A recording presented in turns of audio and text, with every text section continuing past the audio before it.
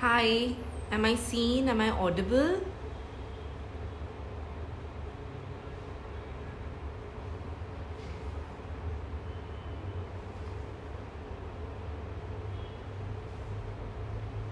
Rupali, just give me a heads up and I can start.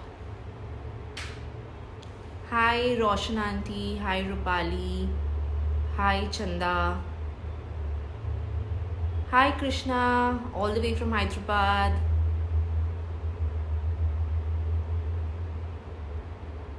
Hi, Pinky.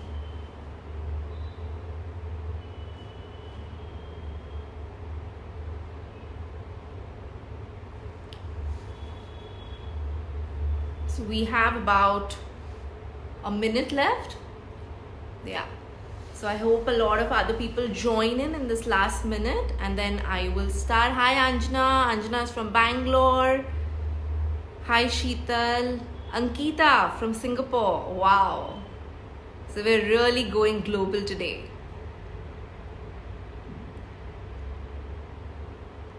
So good to have all of you here with me today on SSGN, a beautiful initiative spearheaded by Rupali Punjabi and her sister Nikita and Chanda. You guys are doing a great job getting all the Sindhi women from all over the world on one platform. So is it 3 p.m.? Yes? Rupali, can I start?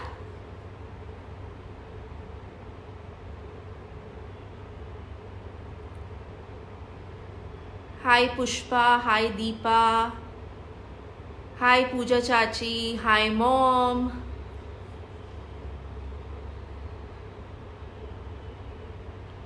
Lovely. So I think it's 3 p.m. and we're going to start. So firstly, a big thank you to Rupali and the SSGN team for having me on board today for a live session. And the topic of my live session is To The Talks for Women. And I'm so glad I'm doing this session just in time for Women's Day. I feel as women, we neglect our health to a great extent because we're all the time focusing on the health of our family members and other things that are priority in our life that we forget to make ourselves a priority. And that's why I chose this topic, To The Talks for Women. So, brief introduction about me. My name is Dr. Neha Milani and I've graduated from Dr. D.Y. Patil Dental College in Pune. I've done my BDS and my MDS in prosthodontics and oral implantology. Please don't get scared by all these jargons. I'll tell you what my area of specialization includes. The area of my specialization includes crowns, bridges, implants, dentures, cosmetic treatment, bite correction, full mouth rehabilitation, and a lot more. So we're here today to discuss oral health in women. So I have a few statistics here with me which I would like to read out to you before I go on to my main topic. So the American Diabetes Association says that you have more bacteria in your mouth than the earth has people. Can you imagine that? How many bacteria are moving about in your mouth all the time? They also say that untreated oral health problems can lead to mouth cancer, low immune system, fatigue, and heart problems. So we thought that dental problems just stick to our mouth. No, they affect our entire body. People with missing teeth definitely have digestive problems. The Journal of National Cancer Institute published a study that stated that men that have gum diseases are at 63% higher risk of developing pancreatic cancer. And almost 1/3 of the individuals with diabetes have severe gum disease. So despite of all these problems, the statistics in India state that only 50% of the population in India brush their teeth daily. Can you imagine what a low percentage that is? Only 28% brush their teeth twice daily. Only 28%. 34% still believe, despite of all the education, that brushing just once is more than enough. Can you imagine? and 60 to 65% have dental caries. Dental caries is dental cavities, and 60 to 80% have gum diseases. So that's an alarming figure, and we need to do something about it. And that's why programs like these that spread dental awareness are so important. So like any field of medicine, prevention is always better than cure. Let's not get to the point wherein we're losing our teeth, wherein we have to do dentures, we have to do implants, we have to do root canals. Let's detect the problems at an early stage. So what we're going to discuss first today is a basic oral hygiene routine. What should our oral hygiene routine comprise of? There was a question that was asked by Rupali, and she asked, is flossing important? And if yes, how is it to be done? So the oral hygiene routine is going to be divided into 5 steps that we need to do daily. The first step, even before you go on to a brush, is flossing. So your oral hygiene routine begins with flossing. Now what's flossing? Flossing consists of, if you follow the conventional method, flossing consists of this floss, which is a nylon thread. So what we do is we get these flosses in these boxes. So we open the box. We remove about 18 to 24 inches. Now this is a theoretical length. Please remove as much as you would need and as is comfortable to you. So say we remove about 18 to 24%, we just cut it out. Okay, I have this demo model here with me, which I'll request my assistant to please help me with. He's going to hold it here.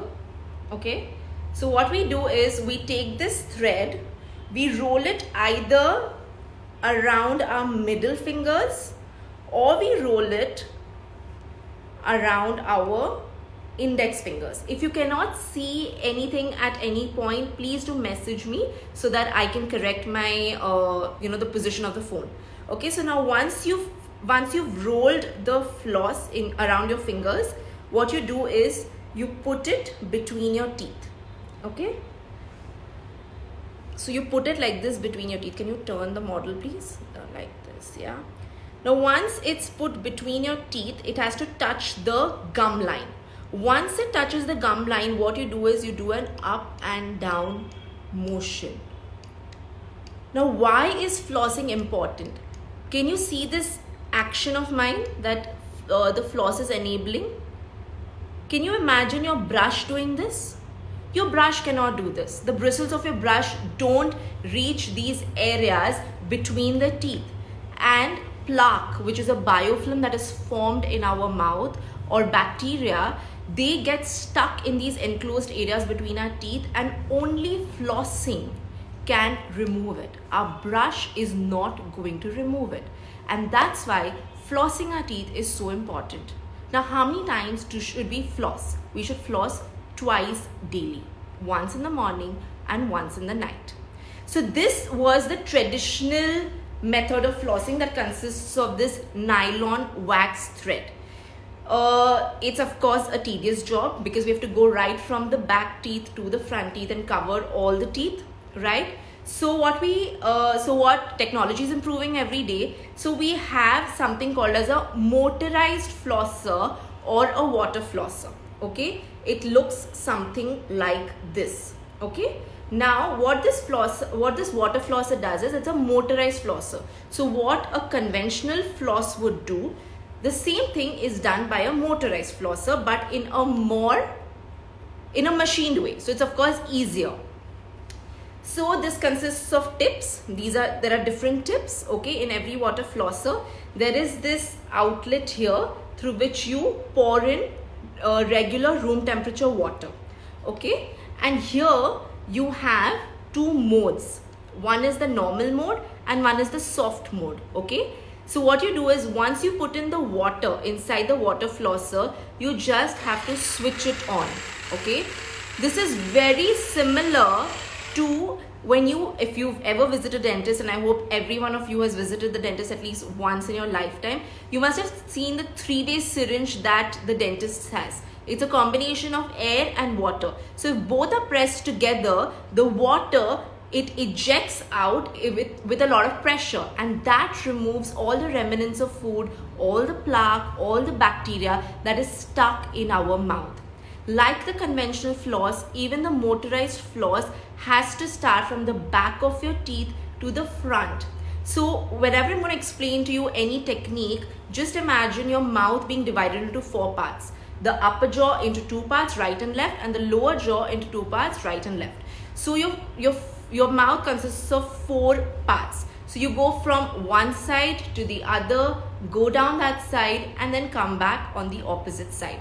So that's how a motorized flossing works. It's called as a water flosser. You can order it from Amazon. It's a fantastic oral hygiene regimen that you can practice. If you're not too fond of flossing in the traditional way, water flosser is going to solve a lot of your problems. You can go to Amazon, you can check out Oracura, you can check out Waterpik and order yours today. After flossing, so the first step in oral hygiene regimen was flossing. Coming to the second step, that is brushing. Of course, brushing is very, very essential for maintaining oral hygiene. How many times do you brush? You have to brush your teeth twice in a day, morning and in the night. So brushing comes after flossing. So what we do is a traditional toothbrush. Now when you're buying a toothbrush, please buy a brush that has soft bristles or very soft bristles, right? Now how do you brush? Do you brush? I always tell my patients, please don't brush your teeth like you're washing clothes, because we usually brush like this, horizontal or up and down. No, that's not the way we brush our teeth. These are our teeth. So what the technique that we follow for brushing our teeth is, it's called the modified bars technique. The name is not important for you, but what you do is, please tell me if the demonstration is not clear, and I'll adjust my camera angle. So what you do is you place about 1/3 of the brush on the gum line and 2/3 of the bristles are on your tooth. What you do is you go in circular motion. Okay, we move in circular motion from our back teeth to our front teeth. Okay, in gentle motions with a lot of love and care. Our teeth need a lot of love and care from all of us. So you go from one side to the other, and then like how I explained for flossing, all the 4 components. Now usually human tendency is we clean only what we see. So we can only see the front surfaces of our teeth, so we only clean that. No, that's not right. We have to even clean the inner surfaces of the teeth. So I'm just going to place the model like this so that you all can understand what I'm doing. So the inner surfaces also have to be cleaned in circular motions like this. Now, when I was explaining to you how the brush has to be kept, I said 1/3 of the bristles have to be on the gums at a 45-degree angle. The reason why they have to be slightly on the gums as well is because when you are rotating the brush, okay, and the vibrations are coming on the gums, they are stimulating the gums, which also promote gum health, and that is very, very important. Your gum health is so important because your gums and your bones form the foundation for your teeth. So it's extremely important that at a 45-degrey angle, 1/3 of your brush is on the gums to stimulate gum health. Now once you come on the inner surfaces, say supposing this is your lower jaw, on the inner surfaces you go down to up, down to up, down to up, so that all the stuff, all the plaque, all the bacteria that has been removed from your floss comes out with the brush, right? Is the brushing technique clear? If you have any doubt, and if you would like me to show it to you again, please do send me a comment and I'll do that. So now after the brushing is done, we come to the paste. Now there are so many toothpastes available in the market. It's always a tough choice which toothpaste to go in for. Please don't get confused. The one thing that you have to remember when you buy a toothpaste is that it has to have fluoride in it.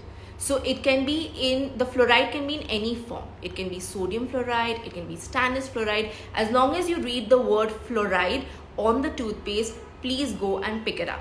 Now, why is fluoride so important? Because fluoride is the mineral that is anti-cavity, which means it arrests cavity formation, or it prevents your mouth from your teeth from getting cavities. So please do look for the fluoride content in your toothpaste. Now, some people have sensitivity issues and they would like to go in for a sensitive toothpaste.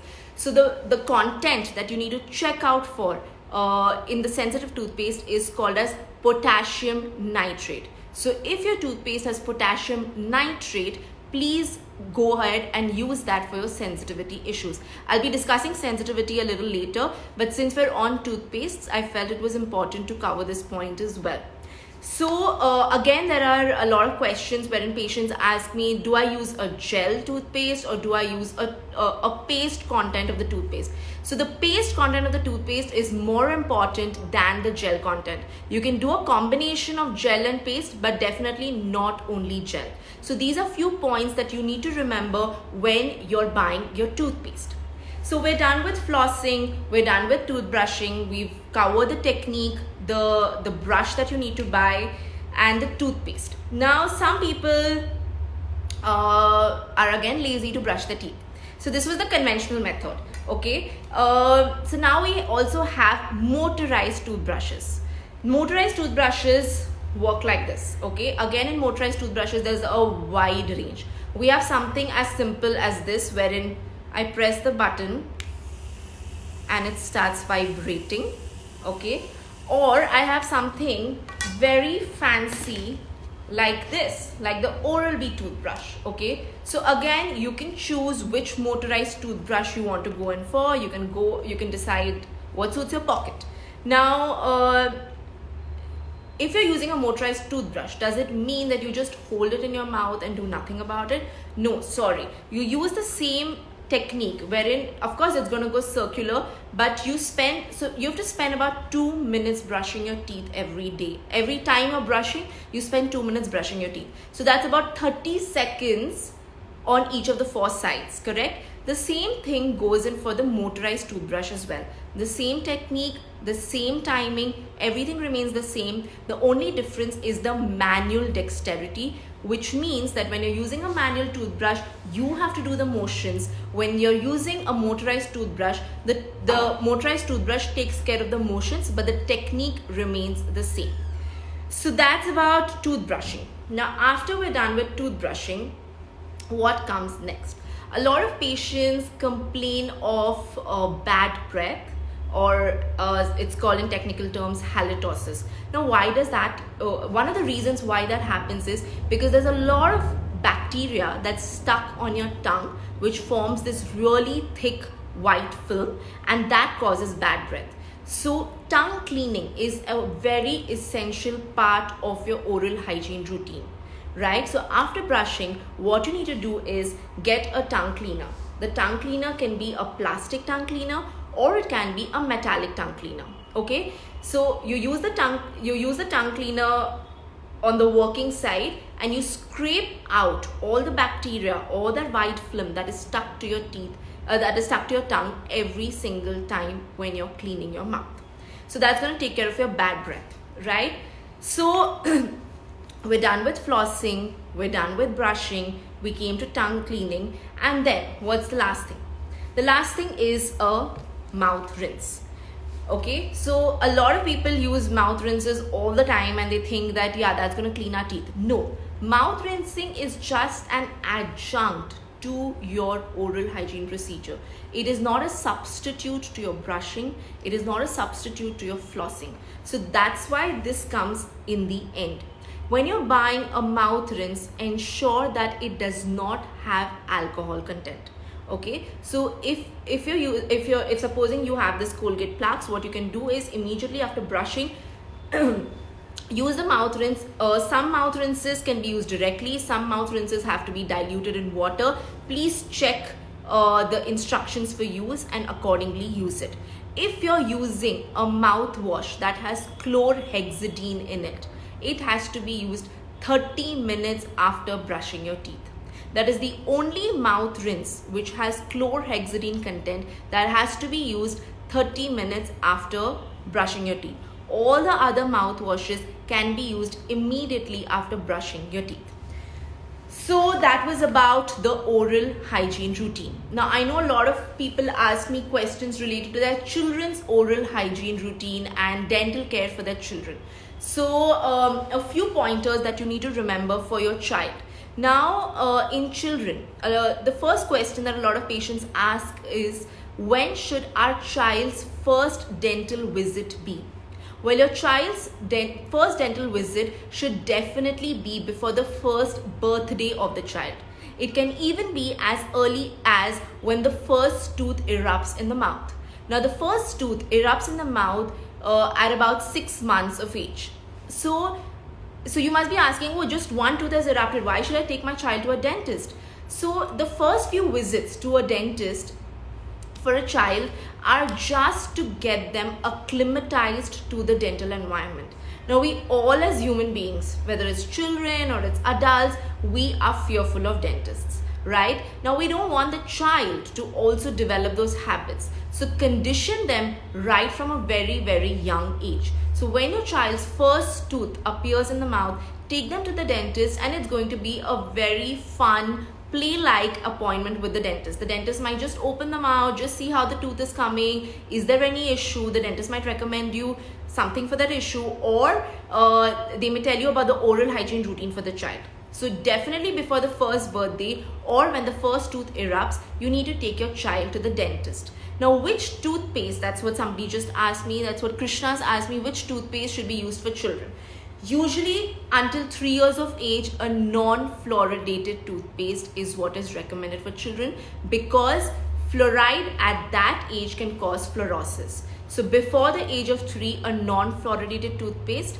After the age of 3, that is about 3 to 6 years, a fluoridated toothpaste for a child. Please read for instructions on the paste. Usually the paste carries the age of the child, right? So from 3 to 6 years, a fluoridated toothpaste has to be used for a child. Now, when you're dispensing the paste on the brush for the child, ensure that it is just the size of a pea. You don't need to fill the entire brush with the paste, because that is going to be excess of fluoride, right? So just a pea size on the paste, and make the child brush in the same technique as what I showed you for adults. In children, you can even go back and forth, but even circular is absolutely fine as long as you follow the same thing, the same technique as what I told you, and your pressure is not too hard. Whether you're brushing teeth in kids or you're brushing your own teeth, please be gentle and soft on your teeth. Right? So that's about toothpaste and toothbrush for children. Also, what is important in kids is the diet. Please don't make them snack on a lot of starchy and sugary foodstuffs, because that can definitely lead to a lot of cavities. Please ensure it's a balanced diet. Another thing that's important and that's become almost like a rage is, every time the child is eating, the parents just hand over the phone to the child, and the child is watching some videos, and that's when the child can eat.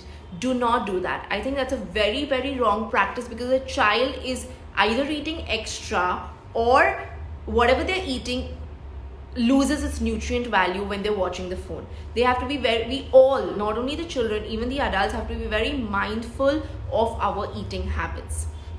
So that's about oral hygiene routine. Now coming to the next point that's very important. Our oral health is our gateway to our overall general health.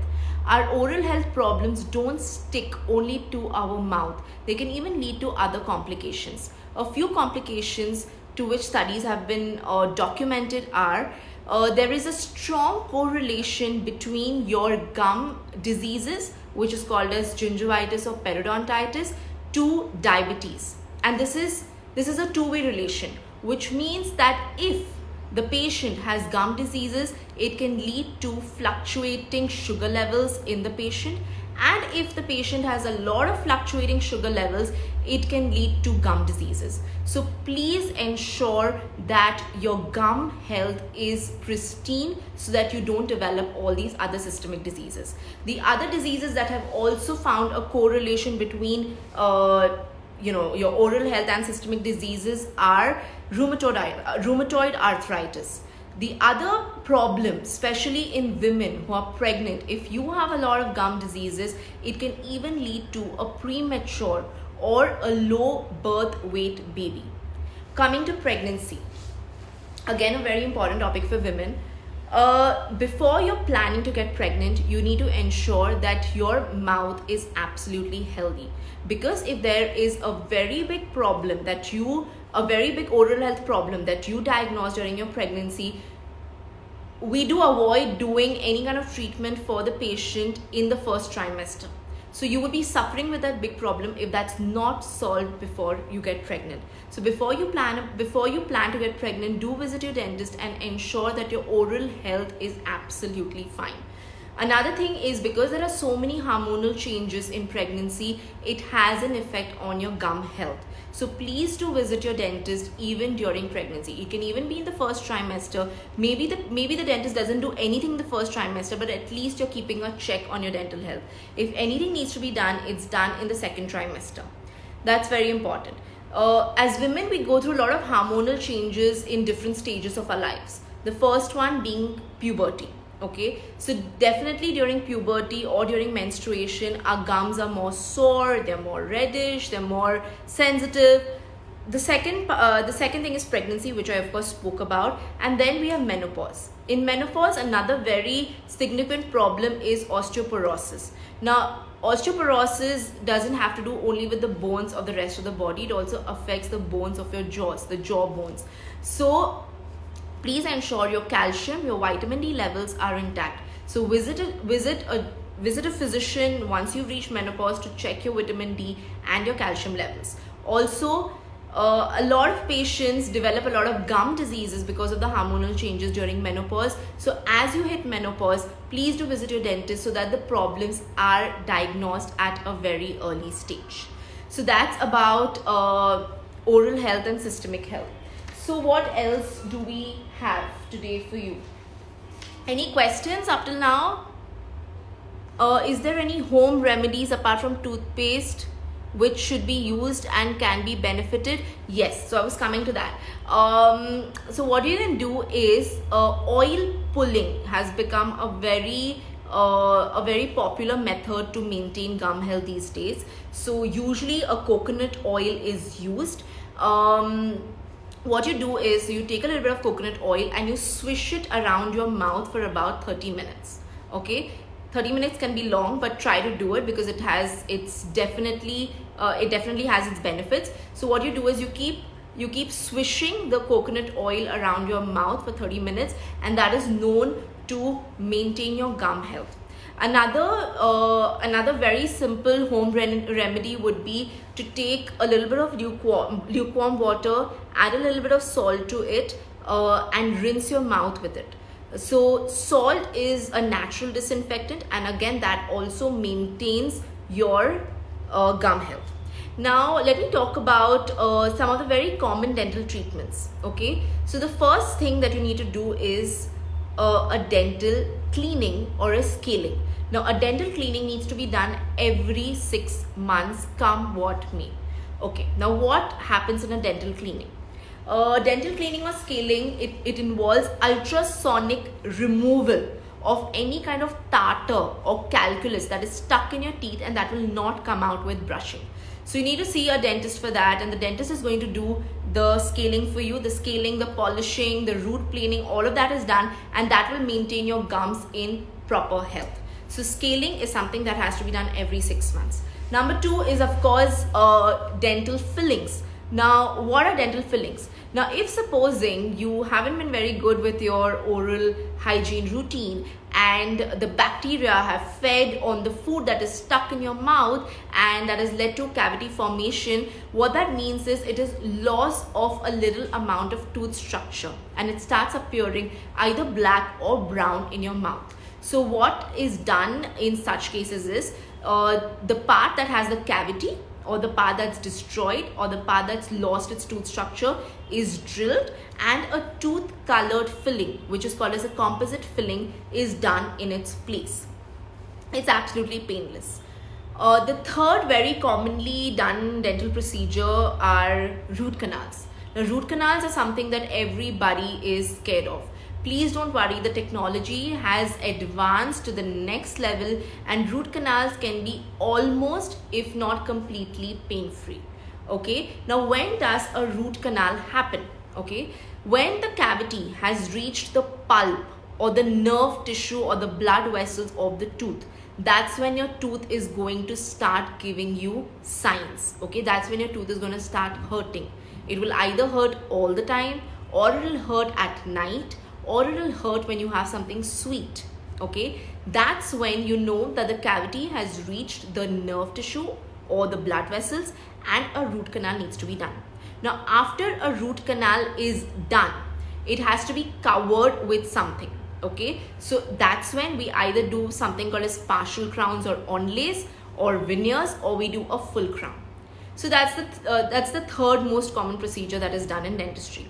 The other procedures that are done in dentistry are of course teeth whitening or bleaching. A lot of people are not happy with the shade of their teeth, so they get something called as a dental bleaching or a teeth whitening procedure done. It's almost safe. It has to be done correctly, of course, otherwise it can lead to a lot of sensitivity issues in your teeth, or it can even lead to charring of your gums. So make sure you do it with an experienced dental professional so that you don't end up with all these problems. The other thing, somebody just asked me about wisdom tooth removal. Yeah, there's Krishna who's asking me, is it important to get your wisdom tooth removed? If yes, when should it be done? So wisdom tooth or the third molars are almost like appendix. Now appendix is something that's like a vestigial organ in your body, right? It's not something that's needed, but it's just come into the human body as part of the human evolution. Similarly is the wisdom tooth, the third molar. You don't really need wisdom teeth in your mouth, but as part of the evolutionary procedure, we have it in our mouth. Now a lot of times the wisdom teeth do not come out in the straight direction or in the right direction. They either come out crooked, or they don't come out completely, they just lie in the bone, or they are partially erupted. Now in situations where it does not come out in the right direction or it's partially erupted, what happens is it serves like a pocket or an envelope for food deposition, and then it starts disturbing the health even of the front tooth. Now if it's partially erupted, if it's not come out in the right direction, if it's bothering the front tooth, please go ahead and get the wisdom tooth extracted. It can be extracted at any age after 18, I mean after it's erupted, and it has to be done again by an oral and maxillofacial surgeon only. So whenever you want to get your wisdom tooth removed, please look out for a good experienced oral and maxillofacial surgeon in your area and go ahead and get that done go ahead and get the procedure done by him or her. Another question that's come up is, does teeth cleaning lead to loosening of the teeth? That's a very, very big myth that a lot of patients have, that no, I don't want to get my teeth cleaning done because it's going to lead to loosening of my teeth. No, definitely not. In fact, once the cleaning of the teeth is done, the teeth that were say mobile, maybe on a scale of 1 to 10, if they were mobile say 8, the mobility reduces to probably 7 to 5, and that's what we see after cleaning, because what happens is cleaning restores your gum health, your bone health, so the teeth get a firm foundation, a firm housing to stay in the bone. So definitely teeth cleaning does not loosen your teeth at all, and it is a must. That's a very big myth, and I'm so glad you asked that question because that's going to help a lot of people. Please do keep sending in your questions, and I'm happy to answer here any other questions that you have. Also, another question that was asked to me, I have the list of questions here.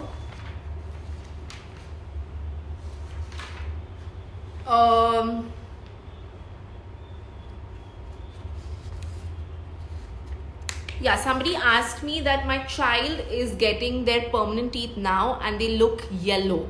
So remember one thing, the formation of your permanent teeth and the formation of your baby teeth at a cellular level is very different, right? So usually the baby teeth appear very white as compared to the permanent teeth. Now when the permanent tooth has just come out, yes, it does appear yellow, but give it some time and the color definitely will go to the whiter side. Also what happens is that The permanent tooth is just next to the baby tooth, and the baby tooth is so white that the permanent tooth starts appearing yellow. But that's not what its final shade is going to be, because that's because of the the variation in the cellular level, and also it also is because of the way the light gets reflected on a baby tooth to a permanent tooth is also different. So please give it some time, and the shade of the tooth is definitely going to improve. Another question that's coming from Rupali is, please suggest something for bleeding gums. Bleeding gums are definitely not normal. Bleeding gums are giving you an indication that there's something wrong in the gum health, and you need to visit a dentist and check for what's wrong. You probably need urgently a cleaning that needs to be done for bleeding gums. Another question that was asked by Reema Ramchandani, I don't know whether she's live here now. She asked, my daughter is 4 years old and has stained teeth, consulted a dentist and he said go for cleaning. Should it be done, or will it be cured with a medicated toothpaste? No, please go ahead and get the cleaning done with a dentist. The stains need to be removed for sure. When shall a kid start brushing and which toothpaste? That's from Bina Devani. That's what I just explained a while back. So in case you joined the session a little later, please do go back to the session and rewind. I've explained about the brushing of the oral hygiene care in a child in detail in the previous part. Also, Rupali asked about sensitivity. Her question was, please cover the issue of sensitivity when we eat something cold or sweet. Now, sensitivity can be because of a wide range of factors, okay? Definitely, this dentist needs to examine what the factor is in your case, but one of the most common reason for sensitivity is, like I said, we humans usually brush our teeth like we're cleaning clothes. That's how harshly we brush our teeth. Now what happens when you're so aggressive with your brushing is the protective outer layer of your tooth, which is called as the enamel, it gets worn off, and that exposes the second layer of your tooth, which is the dentine, and which is the softer layer, which is the porous layer. And now that has dentinal tubules which react to anything that is cold, that is hot, and that's why sensitivity takes place. Now you can always first try using a sensitive toothpaste like a Sensodyne or a Thermoseal or a Colgate Sensitive. See if your sensitivity reduces with that. Try it for a month. If your sensitivity has still not reduced, please go visit the dentist and see firstly what is the cause of your sensitivity, and then what is the treatment plan for that situation. Another question that I've got is, my daughter is 2 years, she has gap between her front two upper teeth, she has milk teeth now. Is it something? No. So remember one thing, that in baby teeth or in deciduous teeth there are always gaps, okay? Because in a child you only have 20 teeth, but when you grow up in permanent dentition it increases to 32, right? So in fact, if there's spacing, that's something that you need to be happy about. That means the alignment of the permanent teeth is going to be really good. There's a question from Latika Bhatia, and she asks, what can be done for the gap between teeth? Now, there are different treatments that can be done for the gap between teeth. If it's a very small gap, it can be covered with either composite or ceramic veneers, and that's my specialty. I do a lot of cosmetic dentistry in my practice. Or if it's a very large gap and you do have malaligned teeth, all over, then the most minimally invasive treatment is orthodontic treatment or braces. So that's what can be done to close the gaps between the teeth. Another question that we have from Lavina Kaknani, she says, elders say to kids when the teeth are coming, they say you're not supposed to touch it with your tongue until they come. 1 second, Lavina, I can't read your question completely. Until they come, because that leads to crooked teeth. Is it correct technically? Yes, definitely. You should not keep so another very common habit of children is when they keep exerting pressure on their teeth with their tongue. So that's called as tongue thrusting. that definitely leads to malalignment of teeth. So yeah, you should just leave the teeth untouched, like don't play around with them, because all these local pressure factors can definitely lead to malalignment of the teeth. There's a question from Hisha Vanjani, and she asks, sorry I missed, when can the baby start brushing, because my child is eating toothpaste, he is 1.5 years old. No, not at all, Hisha. I just explained in my session earlier that until 3 years of age, toothpaste is not a non-fluoridated toothpaste is required. Okay, so please ensure that the paste is non-fluoridated, and please ensure that the child does not swallow the toothpaste even if it's non-fluoridated. Also, there are certain apps that you can use with your child for brushing. I will post some links on the group in a bit. Try using those apps and see if the child is more motivated to brush, or take them to a dentist, and the dentist will definitely motivate your child to brush in a much better way and in a correct way. Any other questions?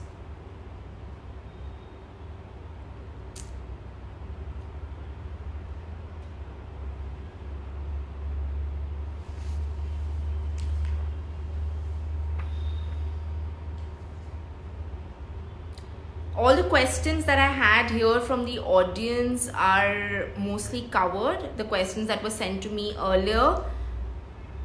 How often do we floss is done. Oral hygiene for children is done. Sensitivity is done.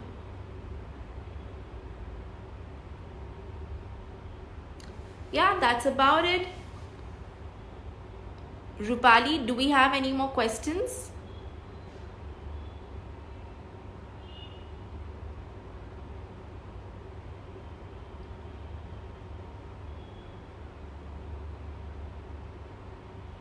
So I'm just going to revise quickly the oral hygiene routine before I sign off. We start first with flossing. This is a manual floss and this is a motorized floss.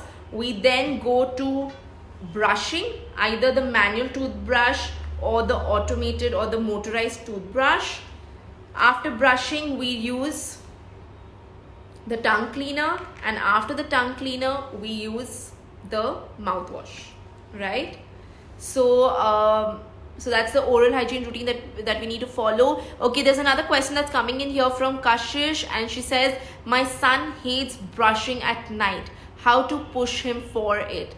You need to you can take him to a dentist, and the dentist can definitely show him certain videos and pictures as to what can happen if he does not brush his teeth, what can happen if the food is stuck in his teeth throughout the night, how the bacteria are going to come and feed on that food, and the entire procedure can be very well explained to the child. I think sometimes the child refuses to listen to the parents, and the dentist's role comes in here, and maybe the dentists can do a better job at motivating the child. So yeah, get him to a dentist, and the dentist will surely explain that to him. Or you can look up some videos on YouTube wherein the whole cavity formation procedure for a child is shown, and you can show that to your child and see if that helps. Also, another very important point for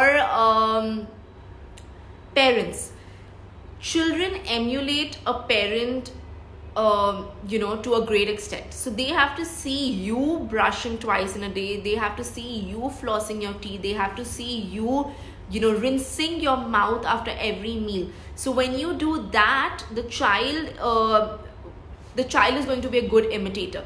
So a sincere request to all the parents there that first up your game of oral hygiene, so that your child can be good imitators, and the whole dental diseases in the the dental diseases in the world can reduce. Okay, there's another question. My daughter's getting another tooth where previous tooth has not come out and looks like Dracula tooth. Very difficult to answer that with just that much information.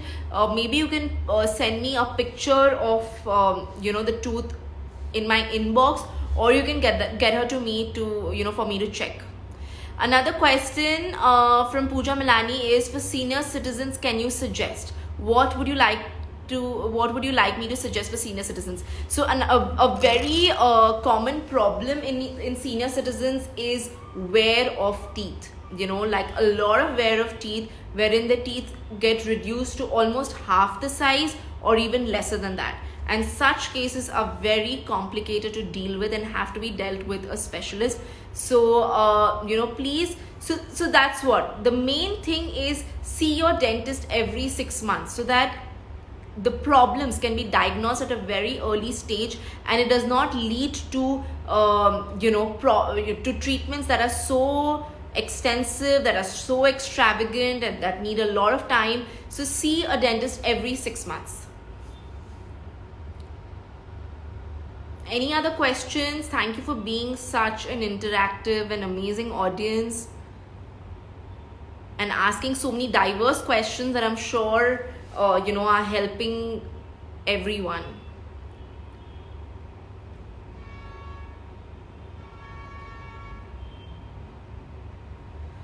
So don't forget your date with the dentist every 6 months. Also, what I'm going to do at the end of this session is I'm going to do a lucky draw for two audience members who are going to get a free consultation by me. So please do wait for me to announce the winners. I'll announce them in some time. I'm just going to first make a note of all the people who viewed this live session. So yes, that's what is going to happen. So wait for me to announce 2 lucky winners who are going to get a free consultation by me. Okay, there's Rupali asking, what about diabetic patients? Yes, like I said, there's a very strong correlation between gum health and diabetes, and this is a two-way relation. Like I said, if there's a problem with the gums, it can lead to fluctuating blood sugar levels and vice versa, which means if the blood sugar levels are fluctuating, it has an impact on your gum health. So diabetics firstly need to definitely maintain their sugar levels to its optimum level. Also see a dentist every 6 months for sure, and if the dentist feels that no, this person needs to see me every 3 months because the problem is so grave, we may call the patient to see us every 3 months and stop the problem from progressing further. Because what happens is, if your gums are affected, your bones are affected, it leads to loosening of the teeth, it leads to gum recession, which leads to sensitivity and a host of other problems. So yes, diabetics need to see the dentist very often. There's Muskan Advani who's asking, can 2-year baby brush twice a day? Yes, everyone, a child and an adult, needs to brush their teeth twice every day. Two times a day for 2 minutes. 2 minutes in the morning, 2 minutes in the night. That's a rule for everybody.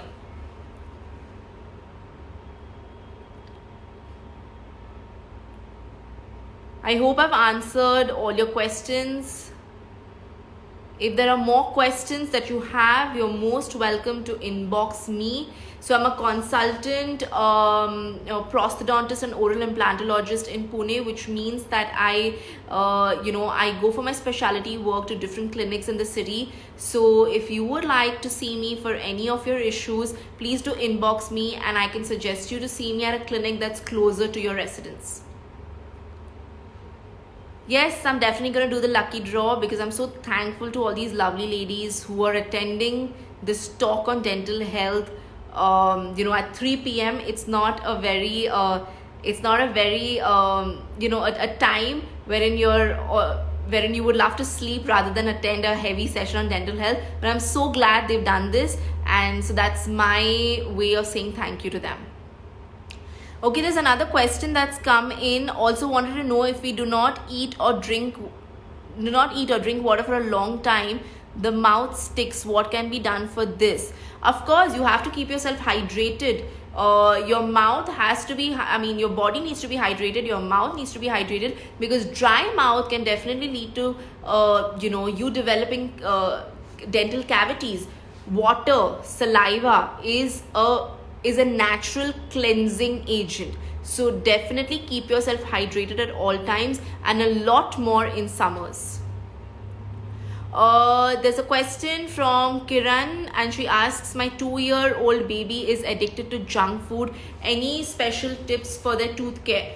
So, firstly, for all the mothers, you shouldn't introduce your child to junk food. Firstly, if your child is already introduced to junk food, please don't allow that to be a one whole meal, which means their lunch should not be entirely junk, or their dinner should not be entirely junk. So what you can do is, if your child is already addicted, to reduce their intake of junk food, mix that junk food as a whole meal, maybe at lunch. Supposing your child likes eating potato chips, the potato chips can just be a part of the whole well balanced meal that you're going to serve your child. So in that way, what's going to happen is their intake of junk food will reduce. Thank you, Ruchida. I'm so glad you attended the session. Thank you, Sneha Kushani. Thank you, Kaina. Thank you, Nimrita. Nikki has just joined us. The video is going to be on the group, so you can watch the entire session. And if you have any question after watching the video, please do inbox me your doubts. Hisha, you're most welcome. Rupali, Nikita, Chanda, any more questions?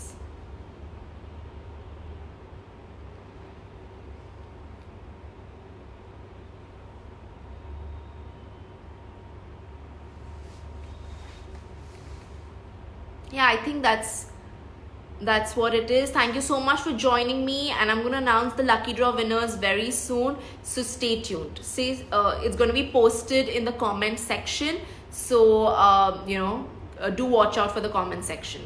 Thank you so much, everyone. It was such a pleasure to be a part of this forum. Thank you.